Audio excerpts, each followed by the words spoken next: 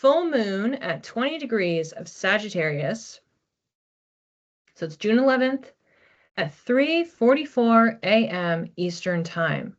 So depending on your time zone, it'll either be late Tuesday or it'll be early Wednesday or at some point on Wednesday.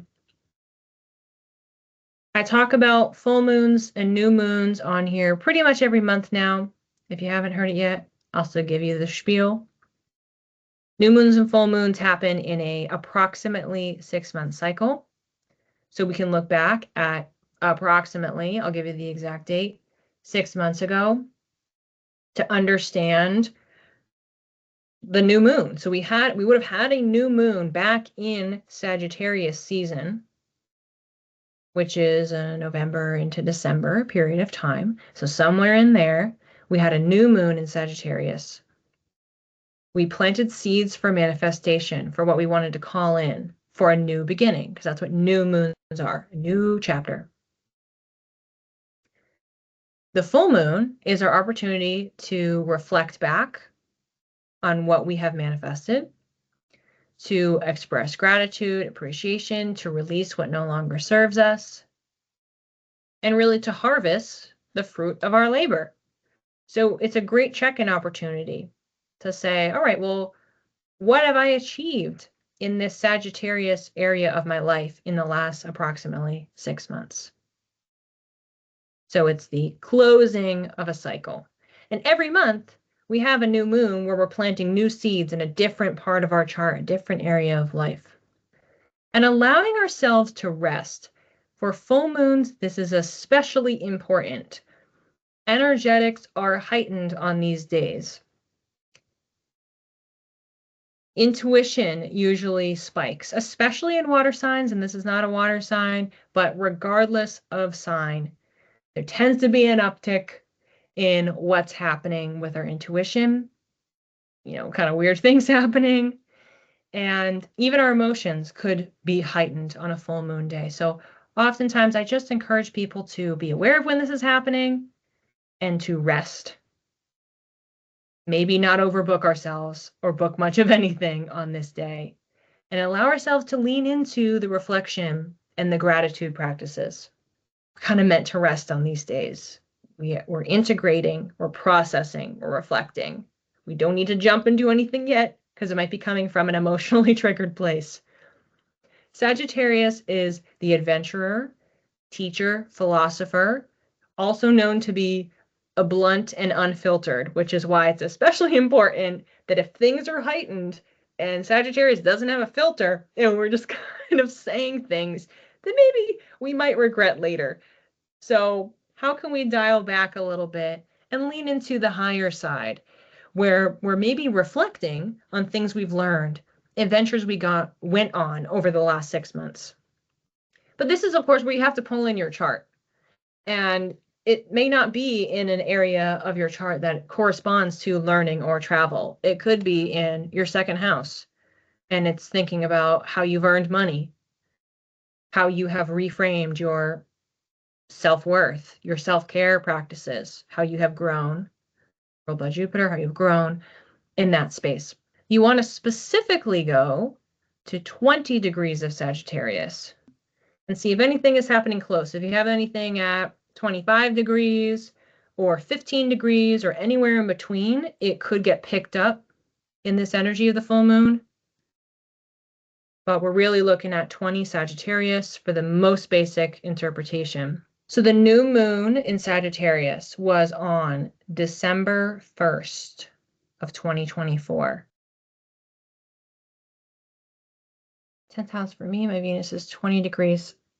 Oh, well, there you go. So Chantel, then if you have Venus at exactly 20 degrees Sagittarius in your natal chart, then this is a really perfect example. It means that that full moon is going to be activating your Venus. And simultaneously, we know at this time, Venus is going to be in Taurus. So you can pull that in as well. So Venus in the skies being activated, your natal Venus in the skies. So you can get as deep as you want with it. But at the minimum, I would say, we're reflecting on 10th house. That's your career. It's your reputation. You're looking at the last 6 months, so going back to December 1st. How have you grown in this area of life? How are your values? How are you taking care of yourself? How's your sense of peace? That will be the other thing that gets kicked up in this because Venus is sitting right there at the full moon degree point. Nancy, yeah, exactly. Full moon is in my 6th house of health, so I will rest 100%. Definitely, definitely, because it's physical health specifically. So the body is gonna want to rest on that day. That's the medicine that will be great. Oh, okay. Ellen, North Node is first house 21 degrees Sag. So same thing. You're only a degree out, so it's not a direct hit, but it's right there. It is activating it. So when your North Node is being activated, it's also your sense of purpose as well, things that you're moving towards. So it could be something it's just kind of coming up a lot for you. Your purpose as relates to your identity. So are you following your calling that aligns with who you are as a person? What ground have you made in the last 6 months? It could also make you feel inspired that you want to be following it more or be grateful for what you've accomplished. That's really the point of the full moons, is like, how can we be grateful?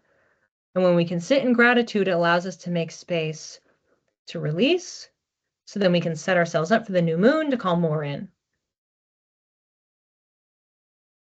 12th house for our full moon. That's going to be looking at the soul searching. What growth have you had in really understanding the depths of your soul, your wounds, your relationship with yourself in the sense of being alone, with isolation? And it's fascinating to have Sagittarius there because Sagittarius wants to be expansive and wants to explore. So there's inherently a tension going on between the two of them. 11th house, 23 degrees sun, 26 degree moon. Yeah, so I'd say the moon is just out, sun, and Neptune. So you're saying the moon and Neptune they're conjoined at 26. I would say we really would focus more on that sun. It's also incredibly interesting because when we have a new moon or we have a full moon, that's dictated by where the sun and the moon are placed in the sky. Are they next to each other? Or are they across from each other? So the sun is involved, even though we're talking about a moon phase. So if we have 11th house, that's your community. So it's those friendships, it's that networking, the bigger causes, things that are bigger and outside of yourself. Where's there been growth? Are you volunteering? Are you joining a book club or in any sort of a club?